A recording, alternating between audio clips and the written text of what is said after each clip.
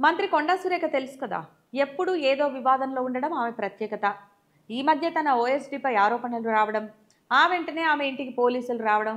అమ్మా, మా ఇంటికే పోలీసులు వస్తారా, అందరి సంగతి తేలుస్తా, గన్నిచ్చింది రోహిన్ రెడ్డి, బెదిరించమని చెప్పింది రేవంత్ రెడ్డి అని ఆమె కూతురు కొండా సుస్మిత రచ్చ రచ్చ చేయడం ఇదంతా గుర్తుంది కదా. ఇదే కొండా సురేఖ కొన్ని నెలల క్రితం సినీ నటుడు నాగార్జునపై సంచలన వ్యాఖ్యలు చేశారు. దీంతో నన్నే అంత మాట అంటావా, నీ సంగతి కోర్టులోనే తేల్చుకుంటా అని నాగార్జున కోర్టుకెక్కడం చకచకా జరిగిపోయాయి. కోర్టులో ఆ కేసు విచారణ కొనసాగుతూనే ఉండగా సడన్గా ఇప్పుడు నాగార్జునకు క్షమాపణ చెప్పారు కొండా సురేఖ.